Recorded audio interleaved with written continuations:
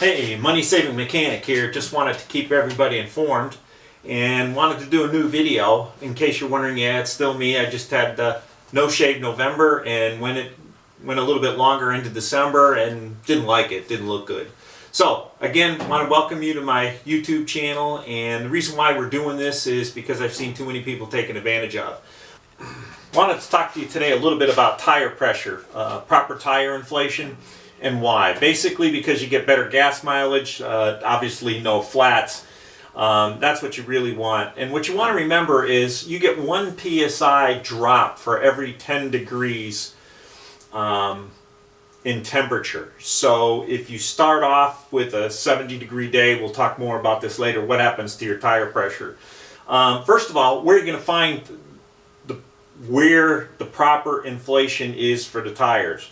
Well, there's two places. There's one on the tire itself, and that's a general specification, but there's another place where the automobile manufacturer actually puts the pressure for the tire for that particular vehicle. It also gives you the proper tire size, load rating, and speed rating.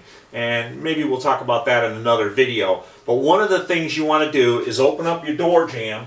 And this is obviously my old project truck, so it doesn't have it. But all the newer cars, if you open up the door jamb, somewhere on the door jamb, usually it's on the post on the driver's side, you'll see a little tag, and I'll show you a picture of what it looks like. But it will give you the tire pressure rating for both the front and the rear tires. It'll also give you the proper size, speed rating, and tire rating for your particular vehicle.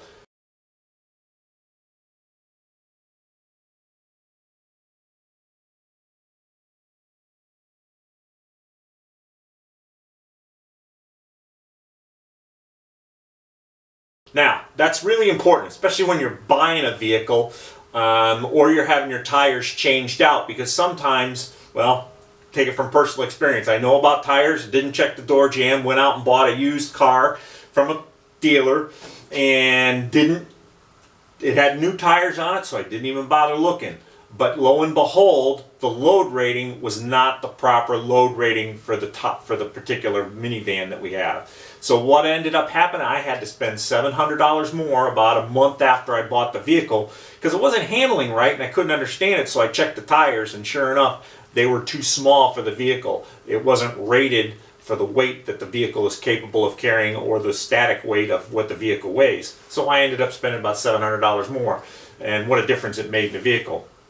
But there's a lot of different ways you can check your tire pressure. Some of the newer cars have tire pressure monitors. They'll actually, I had a 2010, and when you press a button on the steering wheel, it would actually go ahead and locate each one of the tires and tell you what the proper air pressure was. And if the tires got within a certain amount of deviation difference between one tire and another tire, this little light would come on and it would show a little tire, it would ding, and it would basically annoy you tremendously.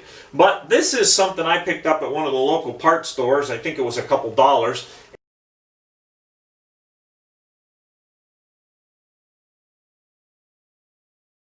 And I keep it in the glove compartment. I keep one in the glove compartment of the vehicle, and then I keep one in the shop here in the garage. And you never know when you're going to need a tire gauge, but it's really simple. You just push it onto the little valve stem, and this little pin will rise up, and you just read it. It's a little difficult. There's a lot of other ones that you can get. I had one at one time that was digital. It was really nice. It even had a voice. So if you were in the dark, you just put it on there and it told you exactly what was going on. Well, the batteries went dead and it wasn't a cheap battery to replace, so I just said, I'll just go with this mechanical one.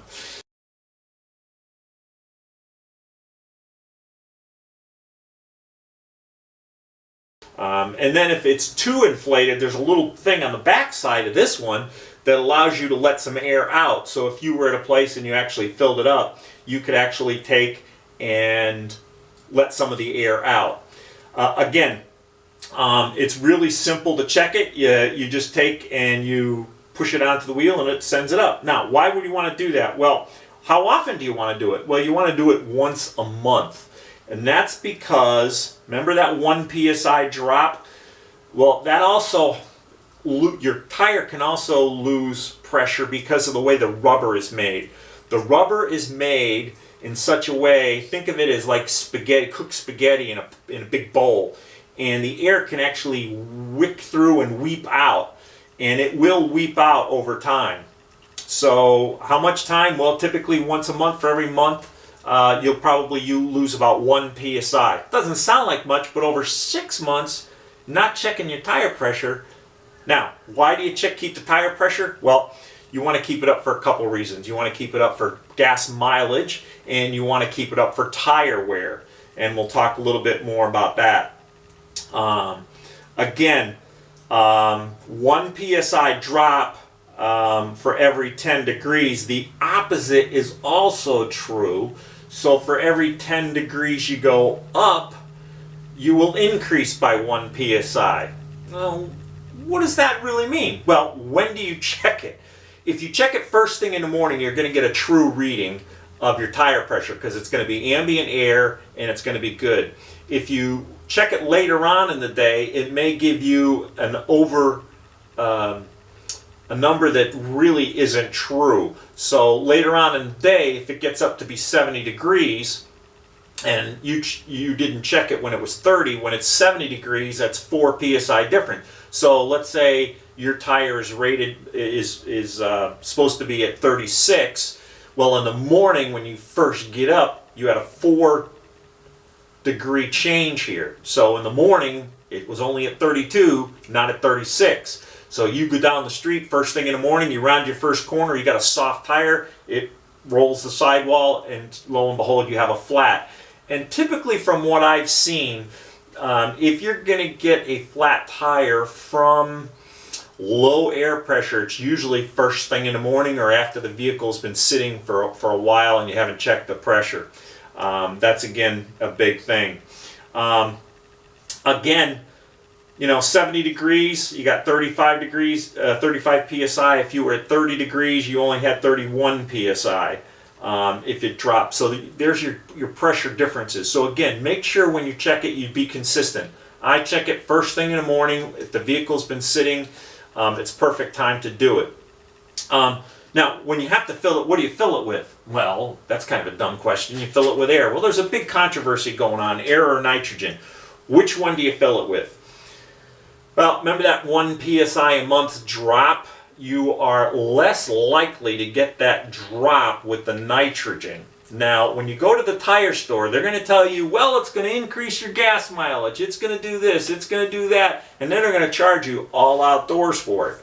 And I personally believe it's just a sales gimmick, because air that's around me right now, that's 78% nitrogen already. So if you put regular air in, then how much? Well, that's 22% difference.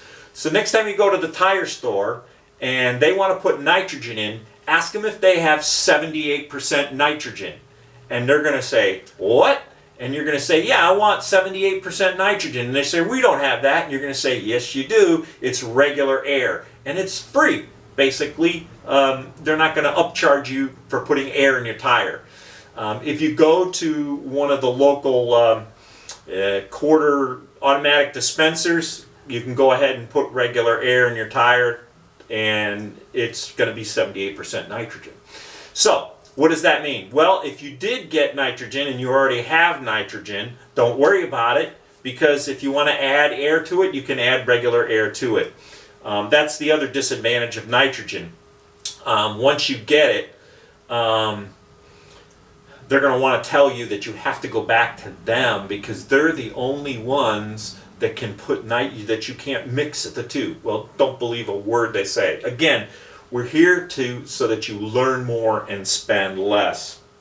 In summary, check your car door. That'll tell you what the proper inflation is for your particular vehicle and the proper tire size. Make sure you have the proper size, the load rating, and the speed rating for your vehicle. And then when you fill up your tire, make sure that you fill it up to that proper level. And when you check it, use a gauge, check it first thing in the morning, and at least once a month, because that PSI drop, again, it's going to happen once a month. So if you just are going along and thinking everything's going to be hunky-dory, slowly that tire will go flat, especially if you lose a car.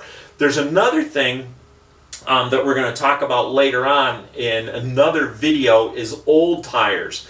And you can tell an old tire very quickly by looking at the outside, or a defective tire. When I say defective, meaning it shouldn't be on your car anymore, it gets little cracks in it. And again, remember that spaghetti we talked about? Those cracks can help accelerate that. That's called dry rot. So you never want to have a tire that's dry rotted, and we'll talk more about tire conditions. Now, let's say you overinflate your tire or you underinflate your tire. You can tell kind of quickly if that's been happening to your vehicle based on the tire wear. If you have an underinflated tire and you've been driving it for a while, the inside and the outside edges of the tire where it meets the road surface are going to wear faster than the middle section. Please don't be confused with an out of alignment car, because that typically will wear one or the other. But if you're wearing both the inside and the outside, chances are pretty good that you're running too low a tire pressure. Now, if you're the other extreme, if you're running too high a tire pressure, the center of the tire will become worn out more than the edges. And that's because when you inflate the tire too much, it bows the center up. If you don't inflate it enough, it does this. So you're wearing on the outside edges versus the middle. So again, in summary, check the door. Make sure you got proper tire pressure. Make sure you check it first thing in the morning for best results. And again, use a tire gauge. And again, don't get fooled by thinking nitrogen's the way to go, because you're going to get all these other benefits from nitrogen. It's just, to me, it's a sales gimmick. It's my opinion. Again, thank you for watching. And again, it's my opinion. And again, remember, money saving mechanic. Learn more, spend less. Thank you.